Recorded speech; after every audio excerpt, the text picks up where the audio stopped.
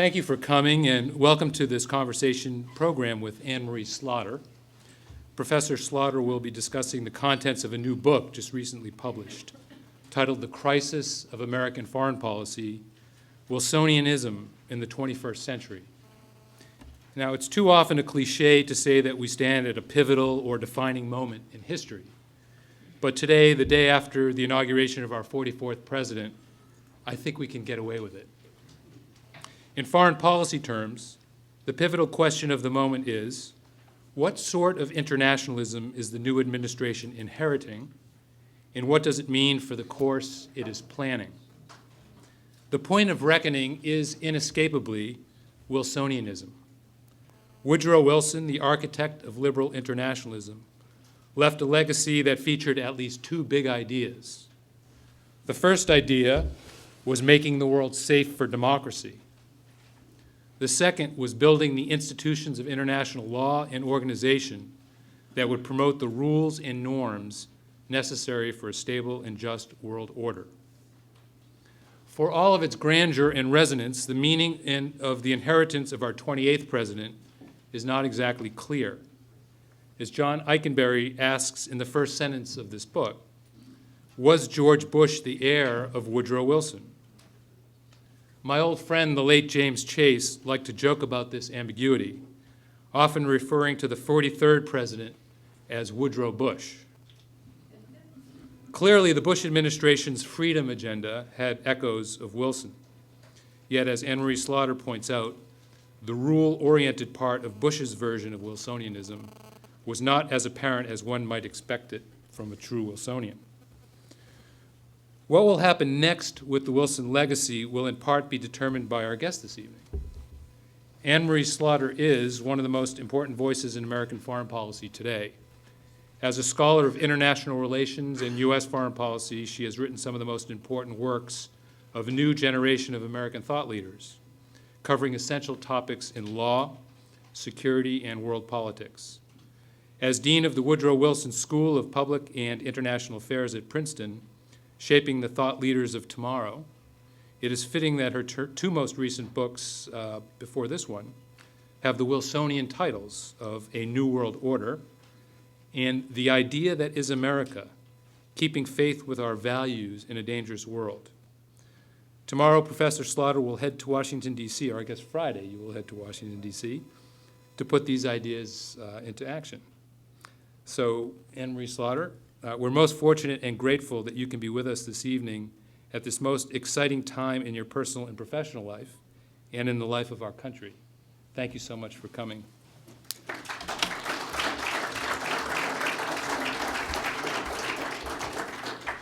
I'll leave. You have your own. I've got my own.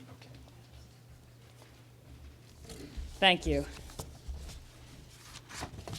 Everybody wants to be Wilson's heir, or at least everyone in the last decade. As Joel said, Philip Zelikow, who was one of the top advisors to Condoleezza Rice, outlined the Bush foreign policy doctrine as pragmatic idealism, by which he meant tempered Wilsonianism. And of course, Wilson was never quite as idealist as we now see him. No one could be president of Princeton, governor of New Jersey at a time when New Jersey politics, well, were even less savory than they are now, and president of the United States, and have been a complete airhead. But he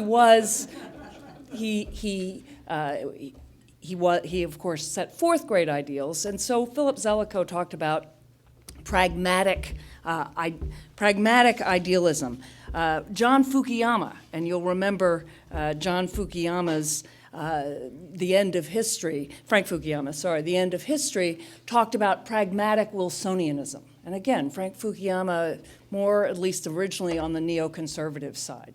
And then John Eikenberry and I, and many others, think of ourselves as classic liberal internationalists, and we know we're Wilson's heirs. I hope I'll demonstrate that. I hope along the way I will demonstrate the relevance of the debate, that it is not just a group of academics fighting over labels or a group of academics and policy makers fighting over labels, but that instead it really does touch on something quite fundamental about the nature of American foreign policy and about a debate that is a perennial in American foreign policy, and we will now see where our new president comes down in that debate. So this book actually grew out of a panel at the Woodrow Wilson School where I was very rudely attacked. As dean of the school, sitting on the panel, I was not expecting this, and a very lively debate ensued. And I'd like to give you a little flavor of the attack so that you can get the context for this larger project. My attacker was one of the co-authors here and an old friend, Tony Smith at Tufts, turned and looked at me on one side and John Eikenberry on his other, and he said, "You call yourselves liberal internationalists, but you are in fact neoliberals, and you have enabled the neoconservatives. In fact, it is because of you that we are in Iraq." That's a lot of jumps in logic, in my view.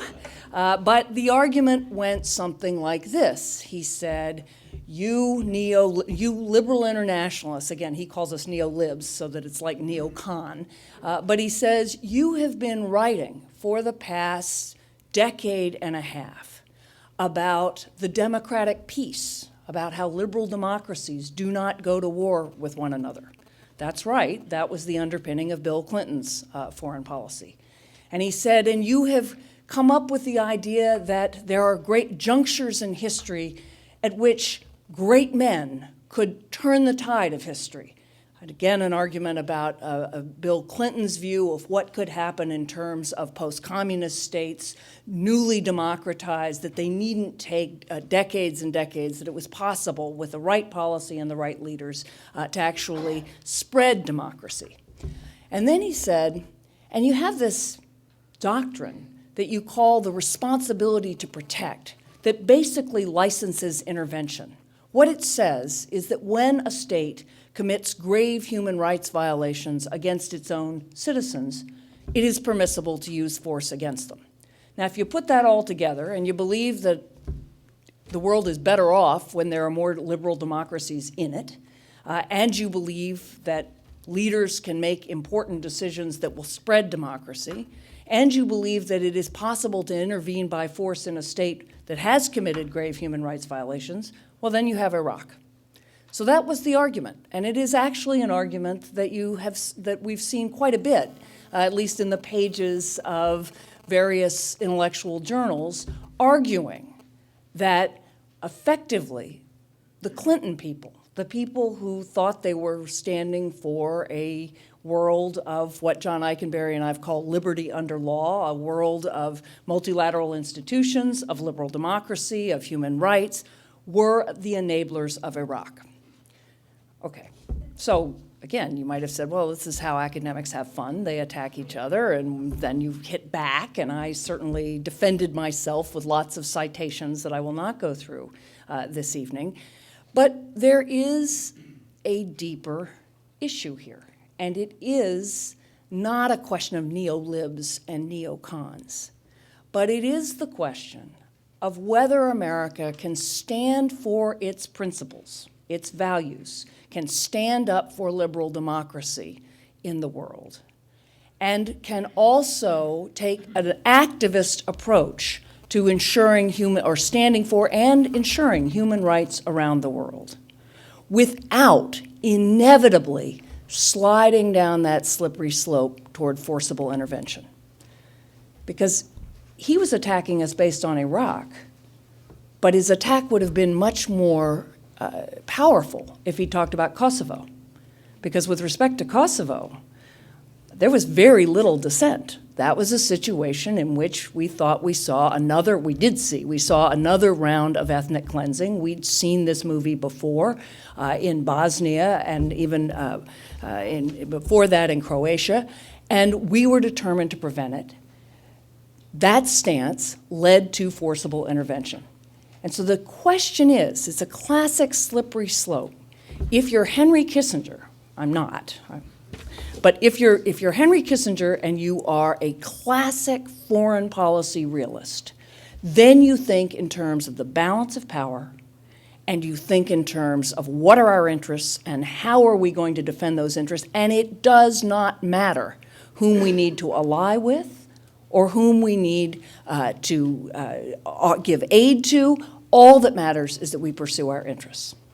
Now, our founders thought that was old politics, that was European politics, that was not American politics. And Woodrow Wilson is the greatest symbol in the world of America's standing against that old politics. Of course, Woodrow Wilson went to Versailles after World War I and said to the European politicians, to Clemenceau and Lloyd George, we're not going to play this game the way you play it. We don't want to punish Germany profoundly and sow it with salt so that it cannot rise. We want self-determination. We want a just peace. We want to stand for our principles. And the Europeans said, as they still say, these silly, naive, idealistic Americans will handle it diplomatically. And in the end, the Treaty of Versailles looked more like what they wanted than what Wilson wanted. But Wilson is the symbol of standing for something that is distinctively American in the way we think of our foreign policy. I don't think it's exceptionally American or uniquely American. There are plenty of other countries, start with France, who at various times in their policies have also championed universal human rights and liberal democracy, but it's what is most associated with us. So Bill Clinton thought he was Wilson's heir, and he talked about the democratic peace, and he talked about standing for human rights and liberal democracy as far as he could. George W. Bush then said he was Wilson's heir. He's the heir to this tradition, and he's standing for all these things. Go back and read his second inaugural, and he talks about spreading liberty around the world. Both of them rejected that realist, power-based, interest-based position.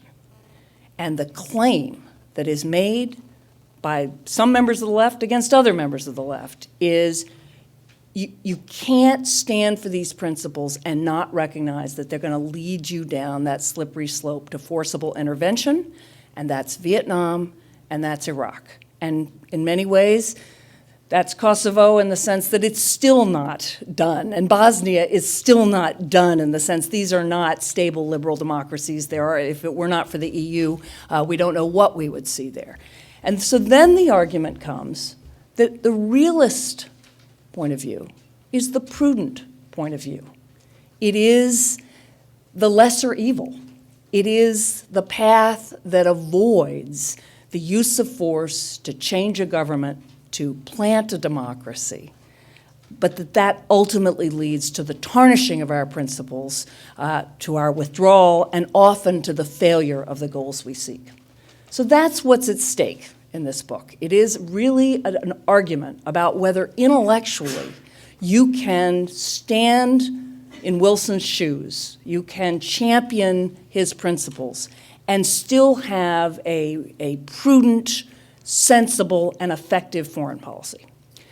So I'm going to give you a chance to ask me questions on lots of details, but what I'd like to do is sort of cut to the chase. You're not going to be surprised to hear I answer yes.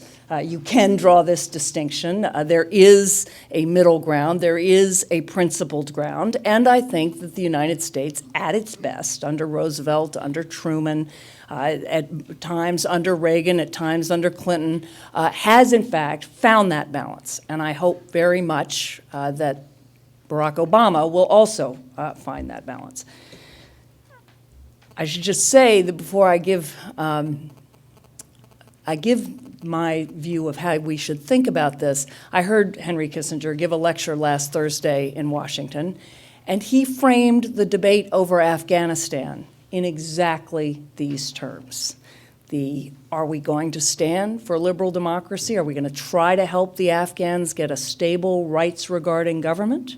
or are we going to cut our losses and understand that we just have to look out for our own interests, and that's preventing terrorist bases? And what kind of government Afghanistan has is up to the Afghans. So we're seeing this debate right now, and we're going to see it over Afghanistan, over how we get out of Iraq, and over other countries.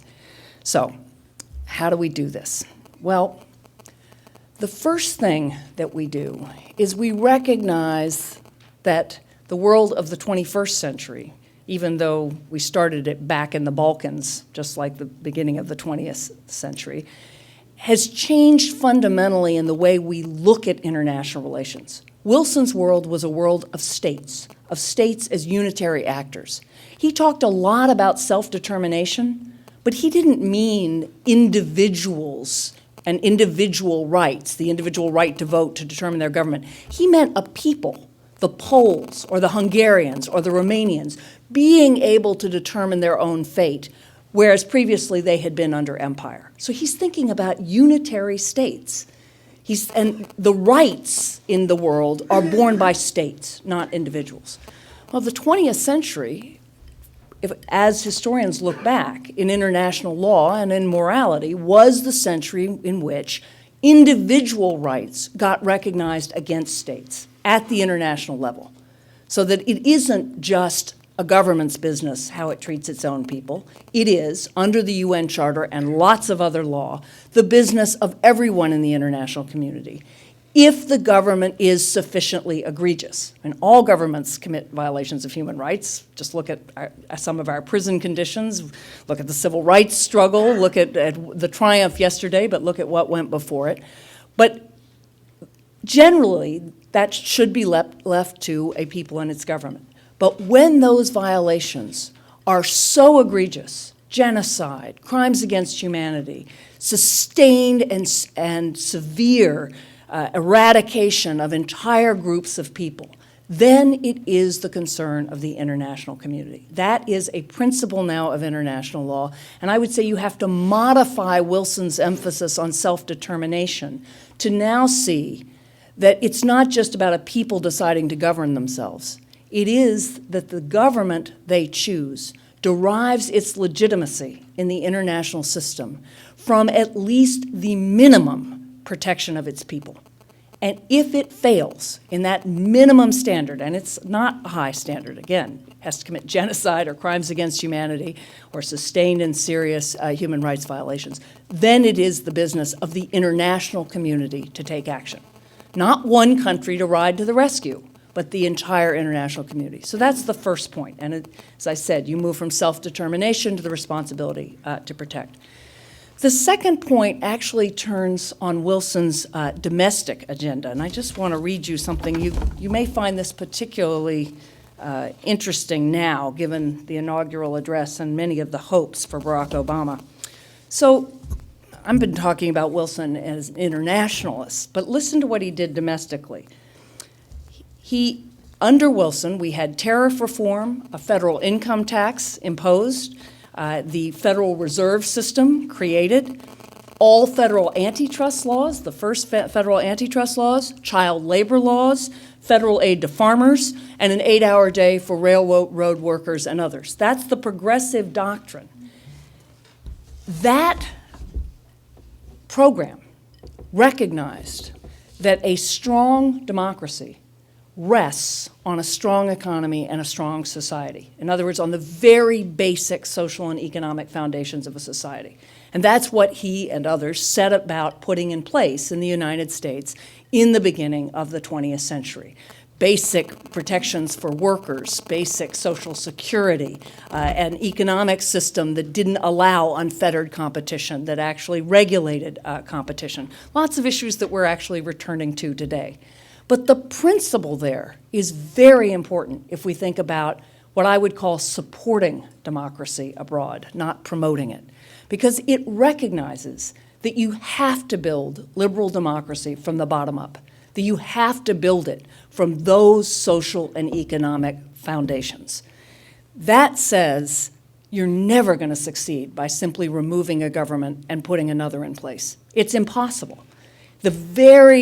Our very history, and not just our 19th century history, but our 20th century history says it's a long, slow process, and we start with aid and development and the support of civil society groups, the support of competition, of the kinds of forces in a society that create greater liberty for individuals and gradually create the conditions under which they can sustain a liberal democracy. So the second principle, I would say, if you're going to claim Wilson's mantle in the 21st century, is that we should support democracy worldwide. But this is how we support it, through the social and economic institutions and foundations.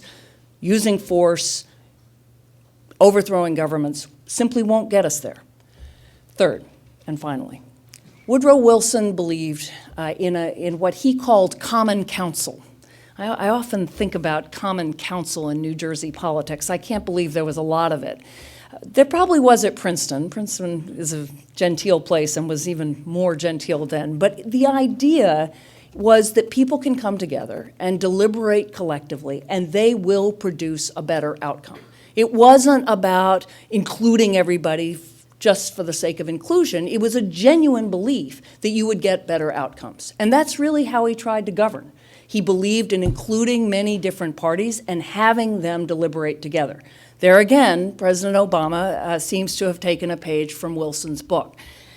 If you apply that principle internationally, it argues that we should work through international institutions, not just because that's the law or because we think other countries will like us more if we do, although the legitimacy part is important, but because we'll actually get better outcomes. We would have gotten a better outcome in Iraq if we'd really listened to other countries in the United Nations. There were many countries, many of them our allies, telling us that there were not weapons of mass destruction, or at least we should look much harder before we decided that there were. In fact, if you go back and look at the debates, it is striking just how accurate many of the opponents from other countries were. The argument, particularly when we're facing global problems, problems that none of us can solve individually, has to be we work within multilateral institutions because we will actually get better outcomes.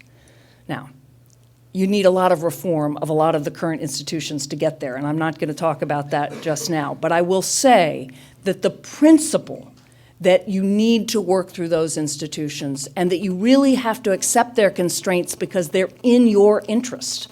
Woodrow Wilson said openly to Congress, you just can't believe that the United States can just go its own way. Those constraints are in our interest. If you accept that, then Wilsonianism in the 21st century says states derive their legitimacy from the way they treat their people, and we and all other nations have the right to intervene in extreme cases. Second, however, we should not expect to build stable rights regarding governments without taking the time and the money and the effort to build those social and economic foundations. And third, we should be working through international institutions.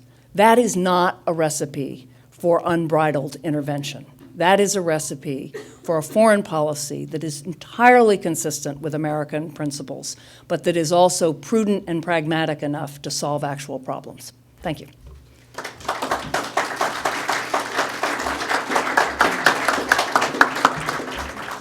Thank you so much. We have about a half hour for questions, so plenty of time. And you know the rules. I'll identify you if you could just identify yourself. Great. And keep your question brief to the point, and we'll move around. So we'll start here.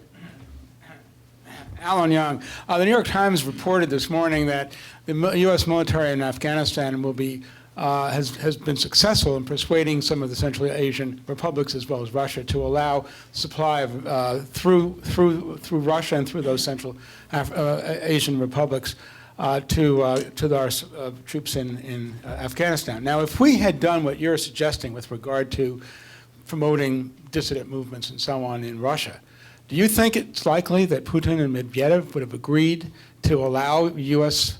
Supply lines to go through Russia? And if they hadn't, where would that have put the U.S. military initiatives in Afghanistan right now? It's a good question, but my answer is we are supporting all those groups in Russia. In fact, they only exist courtesy of the Ford Foundation and George Soros and a number of other American donors.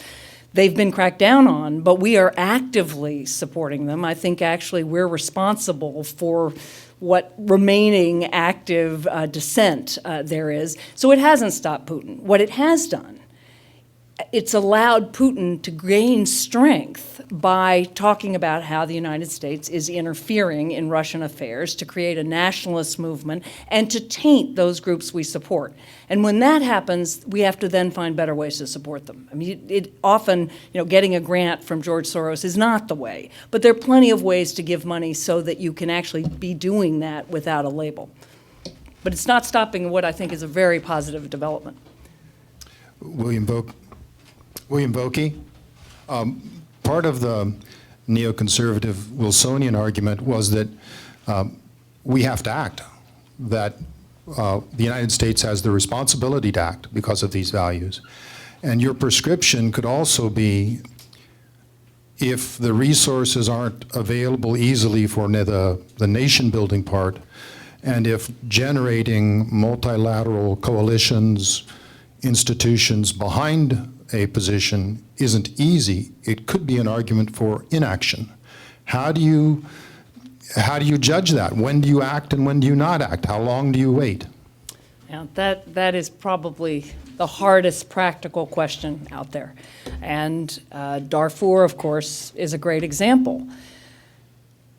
But I have to say, as someone who has campaigned for more action in Darfur, who is very aware, and I have been since the very beginning of what's going on there, as much as I would have liked to see the United States intervene, just to stop the killing, I couldn't tell a good story after that. I could not tell a story about how once we'd sent troops in, we'd be able to stop some killing, but not much. I mean, Darfur itself is the size, that part of Sudan is the size of France, so, and we certainly weren't going to try to occupy it.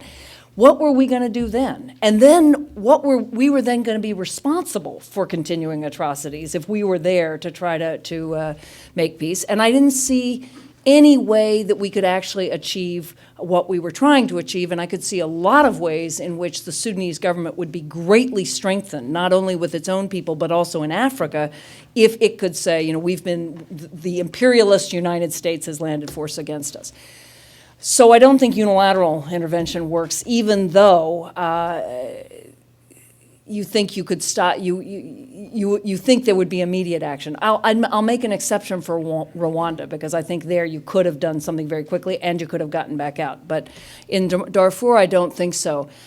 I think what you have to do is work through international organizations, make it much easier in those organizations to legitimate intervention. That's part of the reason why the change in the law is so important, because previously the U.S. would push for intervention and other states would say, you can't intervene, that's against the UN Charter. Now they can't say that anymore. Now they have to say, well, the crimes aren't so heinous.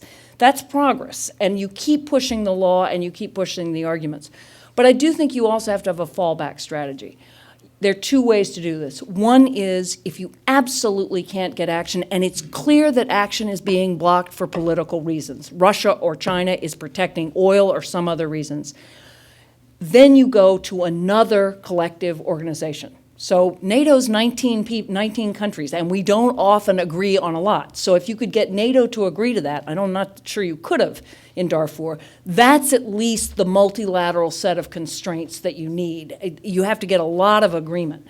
The other alternative would be you go, but you come back to the Security Council and you ask for post hoc approval. And if you know you've got to do that, and you really are committed to doing that, that will be a real constraint on what you think you're doing and how well you think you can do it.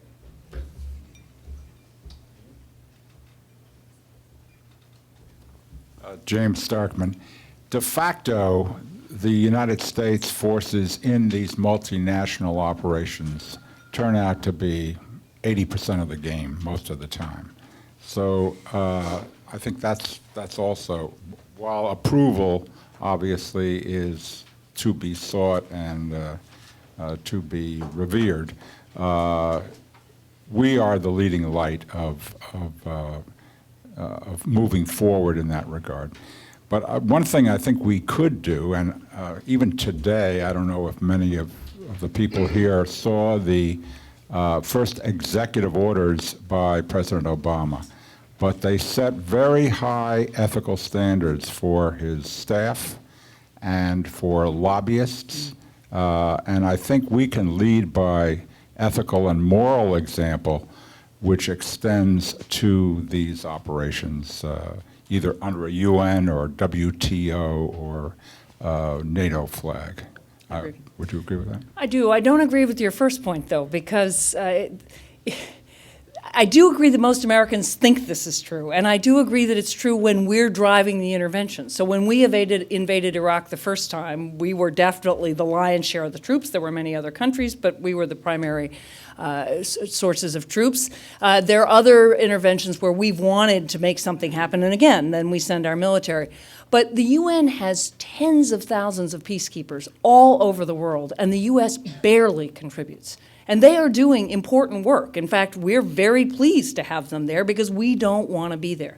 The European Union has 70,000 troops in Afghanistan and in Africa and in the Balkans. 70,000 troops is a lot of troops. If they didn't have those troops there, we'd have to have our troops in many more places. So I actually think it's been little noticed, but the UN and the peacekeeping office of the UN has actually become much more effective. They're not perfect by a long shot. They have lots of problems with soldiers' behaviors, but they also have ways to correct for that.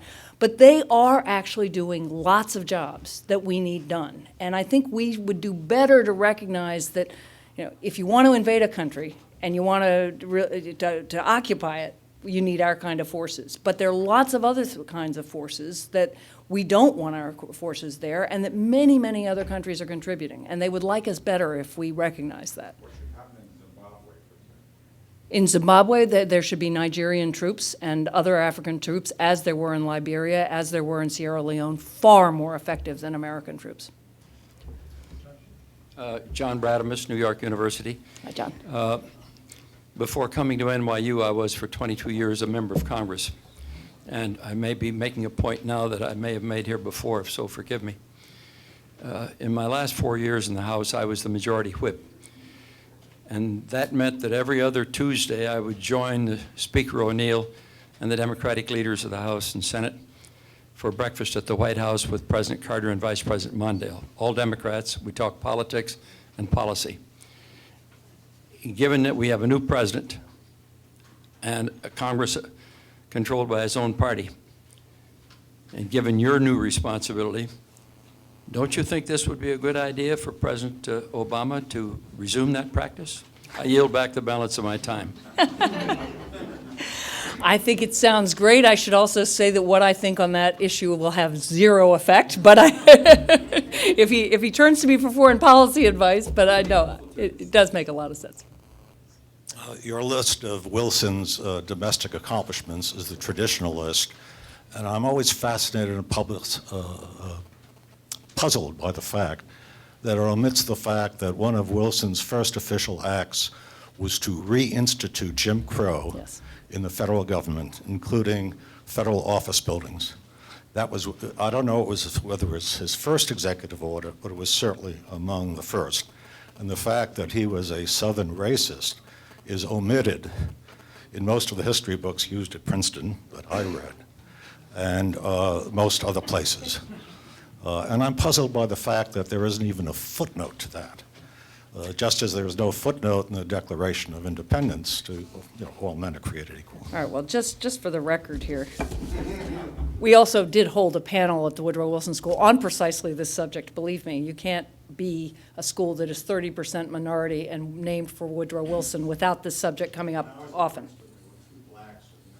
I understand we've changed radically and for the better. But I will just say, because I actually think this is very important in terms of the way I was saying Wilson has changed. Hold on one sec.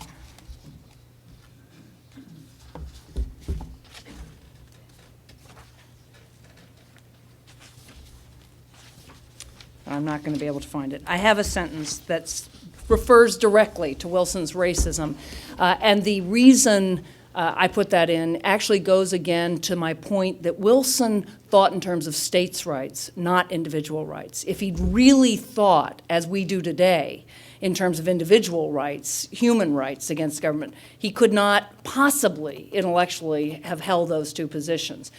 I'm from Virginia. I'm from right over the mountains from where he was born. He was a product of his time. He was also a good politician, and he understood that he needed a set of Southern votes. Many Democratic politicians since then have made similar compromises. I think you're right to raise it. I think it should always be part of his legacy. I should have mentioned it as well, but I was focused on the positive side. But you're right. My name is George Packard, and a footnote to the gentleman over there, if I could. This is a question, too. My understanding is that Wilson was inclined at in forming the League of Nations to insert a racial equality clause, but that he was talked out of it by Lloyd George, who didn't want Australia to, then a part of the empire, to see hordes of Orientals coming in. That was the great fear. Do you know about that? I don't Okay. know about that, although if he did, my guess is he would have been thinking much more about the Eastern European races than African Americans, but I don't know that story. Japan made the initiative, and Wilson did not agree because he had a concern about the Southern senators who would vote against the ratification Yeah. of the League of Nations. But I think you can make a direct, since I have the mic, I think you can make a direct connection that the Japanese ultra-nationalists who took Japan down the road into militarism said, look, here we've modernized, we have a constitution, more or less, and now the Western world isn't accepting us, and they do not accept racial equality. And that's a step toward World War II, or Pacific War. Yeah. But my question really is, though, how would your kind of Wilsonianism and Principle 2, where you emphasize economic and social development, how would you apply those to Myanmar, Burma, or to North Korea? Burma doesn't seem to rise to a heinous level of horror, but still, if you give them aid and hope to help the people, you're really helping the government, aren't you? A bad government. Well, you are helping the government, but you're also helping the people. And if you don't try that approach, if you use a coercive approach, which sometimes you do have to do also for domestic politics, you're also hurting the people, and you're not hurting the government. So my view, at least initially, if you look at a country like North Korea, starving people do not make revolutions. And they are starving, they're going to starve again. And the nutritional deficits from people who've been there, they talk about seeing people who are tiny because of the nutritional deficits they've already had. There is no way that you're going to get to the kind of government that you might want to see without doing everything you can simply to get food to those people. And yes, it means that the government's going to skim off money and is going to continue the kind of corruption, but at least you would be getting people the minimum they need. And then I think what you see from the Chinese experience, I spent last year in China on sabbatical for a year, and what you saw above all in China was the ways in which economic prosperity didn't lead to an automatic desire for political liberalism. There's not a one-to-one equation, but there is a one-to-one equation between a desire for more personal space, a desire to have your voice heard. Plenty of people in Shanghai were starting to organize and demonstrate against the continuation of the maglev train or of electrical lines. That ability, once your basic needs are taken care of, you start looking around to ensure your quality of life. And there again, a longer-term economic strategy, I would say coupled with very intensive diplomacy on behalf of individual prisoners. I'm not just saying, well, we'll just defer human rights later. I do think is the more effective strategy. Thank you. Horst Freitag from Germany. Nation building and fighting terrorism in Afghanistan seem to be inextricably linked with one another. And yet, if I understood correctly, you seem to suggest that we should consider cutting our losses and concentrating on fighting terrorism. Applying the Wilson principles in the modern fashion that you mentioned, what would that exactly mean? How would it work? Could you elaborate on that, please? Yes, I can elaborate. I'm going to clarify. I did not say that we should do that. I was paraphrasing Henry Kissinger. No, it's very important. No. But it is the way the debate is going to be framed. It is being framed. I mean, when this was a big public lecture, and the argument is exactly that fighting terrorism and nation building in Afghanistan have become intertwined, but they needn't be intertwined. We can untangle them and let the Afghans be Afghanistan, and if the Taliban come back into government, well, the Taliban come back into government. All we care about is that they are not hosting al-Qaeda. That's the argument. That's the realist. What do we care about what happens in Afghanistan as long as they're not hosting people who bomb New York? And if they're going to take another, 10 centuries to have women go to school, no, it's too bad. The counter argument is no. And certainly when we're responsible for upholding the government that is there now, I mean, I used to be a law professor, it's a dirty hands argument, or in this case, probably a clean hands argument, but that, we can't just pull back out. And where you strike that balance is going to be a critical, central debate, and we're going to see it in the next couple of months. And I don't know where it'll come out, but I think I know where the Obama administration starts in that debate, and it's not the pure interest-based approach. David Speedy, Carnegie Council. One of the other big ideas that you have helped be the architect of is that of the concept of democracies, the notion of democracies acting in concert and in league and so on. This has come up with, it's provoked some pretty lively debate. Our colleague Tom Carruthers, for example, at our sister institution in Washington, I think listed two large objections, one being the notion that democracies are kind of a fractious community that may be difficult to bring them into concert on much, and second of all, the definition of a democracy may be a problematical one given certain elected governments. Briefly, about 10 years ago, I was also at another Carnegie Corporation, involved in the Commission on Preventing Deadly Conflict, that in some ways really, I think, deserves some credit for the whole responsibility to protect evolution, so to speak. And on that commission, there was significant opposition to the idea of a concert or league of democracies from the point of view of it being a highly Western, elitist, Western-centric concept of preaching to others. So there seems to be a lively debate going on. I guess my question is, as you head off to Foggy Bottom, whether the concept of democracies. Let me answer the last question directly.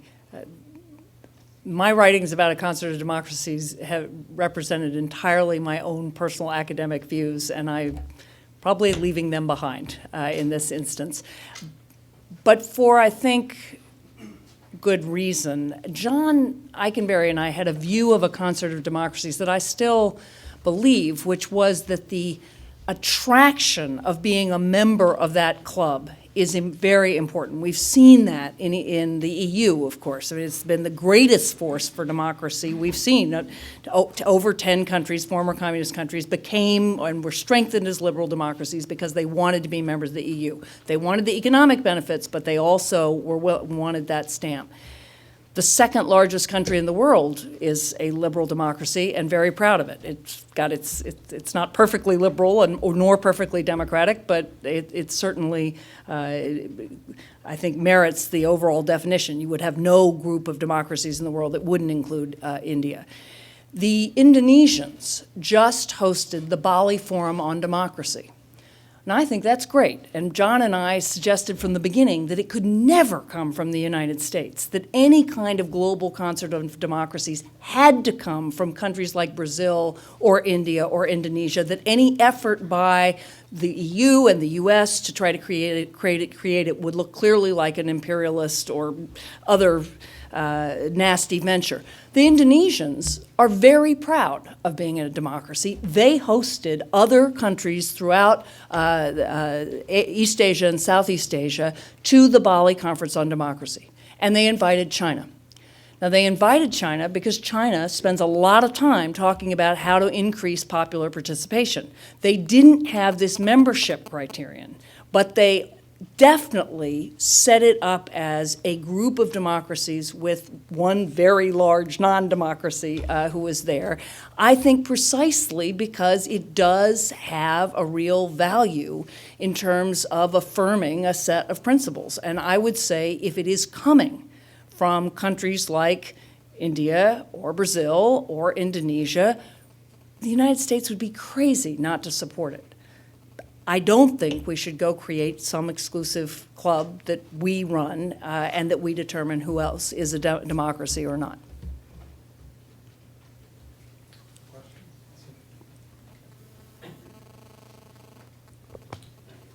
Kevin McMullen, what is your opinion of the validity of the theory of the democratic peace? John Norton Moore has backed off from it a little. I'm a strong believer in the democratic peace. It's as strong a finding as we have in social science. I think, if you just look at Europe, the idea that stable liberal democracies are far less likely to go to war with one another, doesn't say they're less likely to go to war, just says with one another, to me, I think is a very strong finding. The corollary, however, is that democratizing states are often more unstable and more warlike. So it's like the old joke in Maine: you can't get there from here. So along the way to this lovely world of peace, you're going to have a lot of war, which means if your policy is based on the idea of spreading democracy because you want peace, what you're doing in the immediate term is inviting exactly the kind of nationalist or ethnic conflicts we've seen, because you're destabilizing situations and you don't have the institutions of a mature liberal democracy. So I'm not sure that finding is the best guide to policy, but as an academic, I do believe in the finding. Any other questions? Yes, Robert.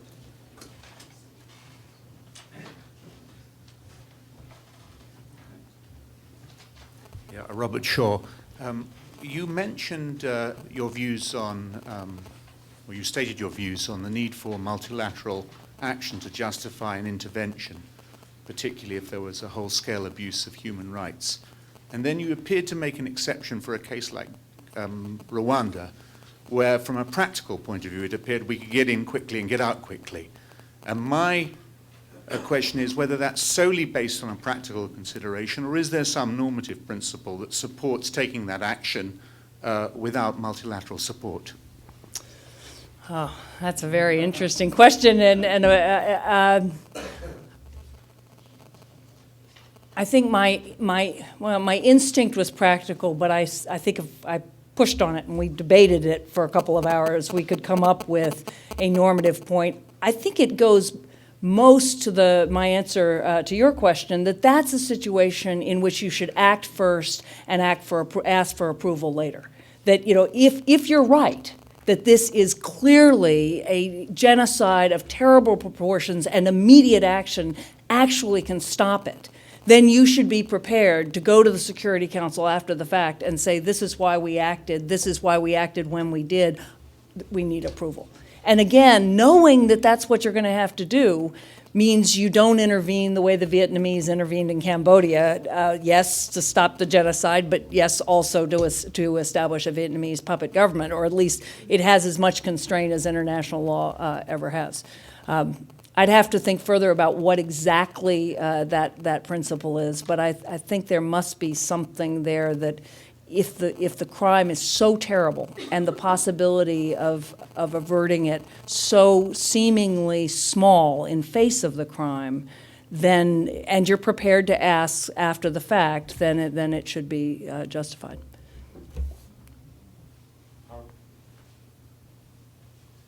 Howard Lentner. I wonder if you would spell out the connection between intervention on behalf of democracy and multilateralism in Wilson. Wilson himself, in the case of Wilson himself, the intervention, even by military force in Mexico, for example, to teach the Mexicans to elect good men, preceded any interest in multilateralism. So I'm not quite sure what the connection is, and I'd appreciate it if you'd spell it out.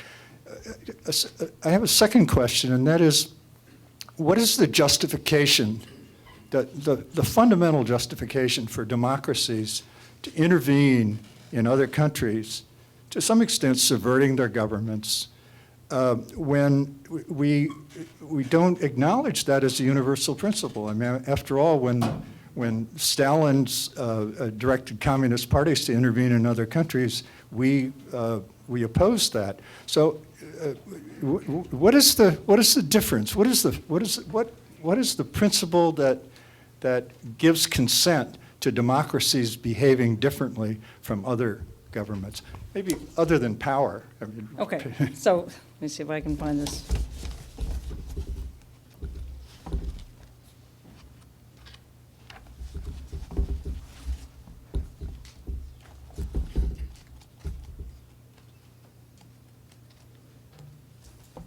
The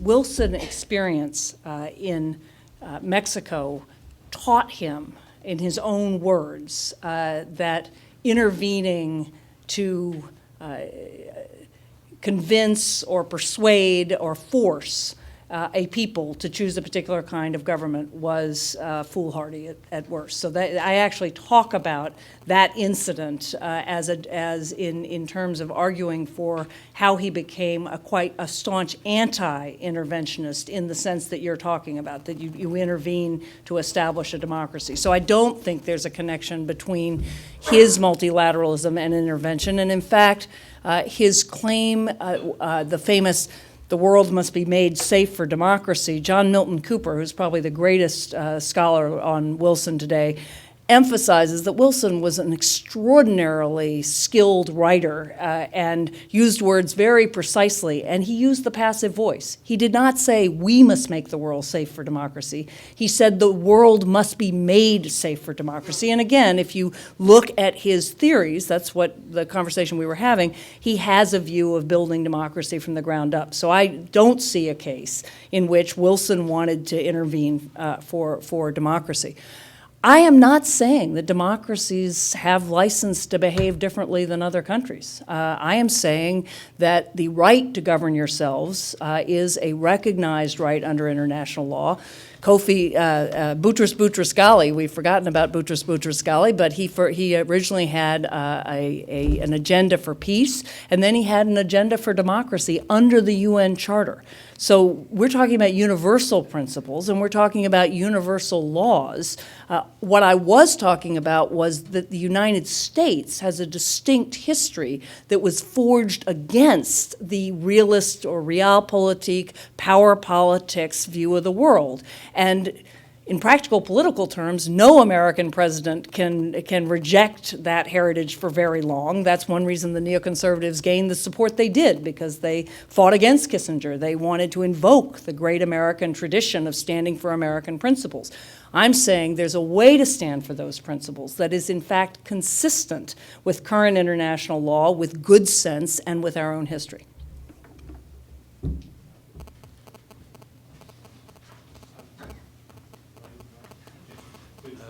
Sorry, Alfred Ross on the Board of Foreign Policy Association with you. Congratulations on your new position. Russia, when they moved troops into Georgia and into South Ossetia, made the argument that they had to intervene to protect a midnight attack on a civilian center, and also in defense of people who historically had been citizens. How do you see that mirror image, perhaps, of our argument here played out? Well, the Russians they were at least very candid. They told us that if we recognized Kosovo's independence, that's what they were going to do. And honestly, as an international lawyer, there were clearly differences, but we really were pushing the boundaries in ways that we should have known were going to be exploited by others. And so if we were going to do what we did in Kosovo, then we had to expect that that was going to happen, and we had to prepare for that happening.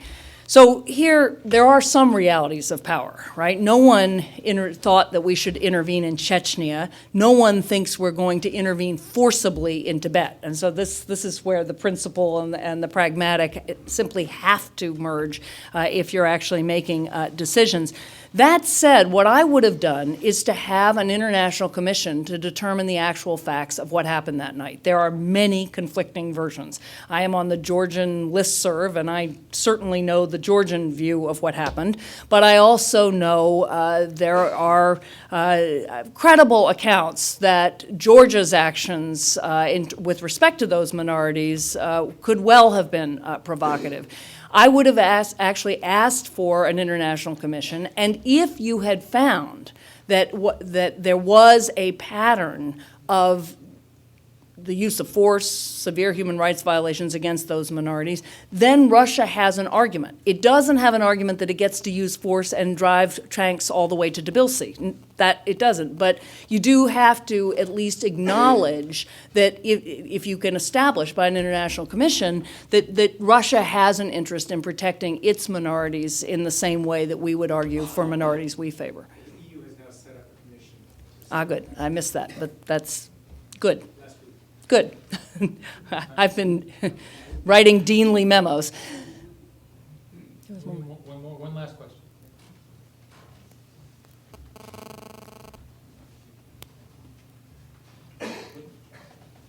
William Vokey from Carnegie.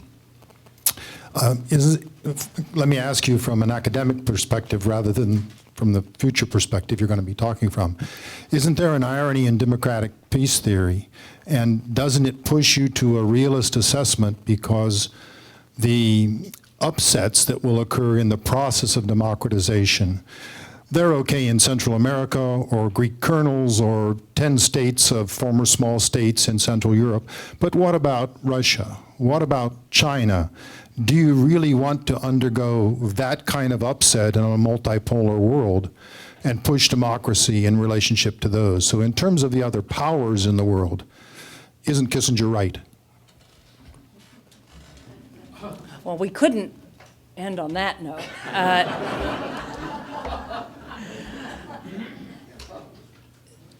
So the first part of your question I agree with. I mean, as I said, I lived in China for 10 months. I don't speak Chinese, so there was much of the experience I was missing, although by the end, like any good immigrant parent, my 12-year-old was able to speak to cab drivers and waiters, and we relied on him completely to do that. But certainly, absorbing Chinese history and the terrors that have been unleashed on the Chinese people when there have been periods of chaos gives you an entirely different appreciation of the value of stability and of the reason there is such popular support for this government. Not that it might be the ideal government all Chinese would want, but that it has provided the stability that has allowed economic prosperity. I would not want to see a democratic revolution in China tomorrow. I would not. Not in its current state. I don't think it would succeed, and I think the chaos would be devastating. But does that mean that the United States shouldn't support democracy over the long term?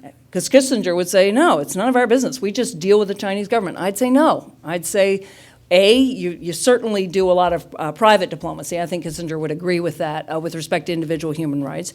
You also, though, support economic policies. You support China signing on to international institutions that have all sorts of rules that will force greater social openness, that will force less corruption in various ways that will enable individual Chinese to have more of a voice. You support Google.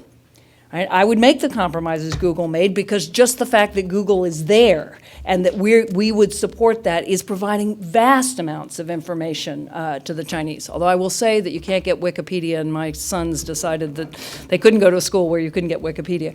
But I think my second principle holds, that if you think the foundations of real liberal democracy are economic and social micro-foundations in this society as well as theirs, then supporting democracy really means taking a longer-term view and pushing steadily on those levers that you think will gradually produce It's not, economic prosperity and then immediately political liberty, but gradually opening the society and building the institutions that I think then will allow the Chinese and any other people to rule themselves. Well, Anne-Marie, thank you very much. It's a wonderful Thank you. Thank you.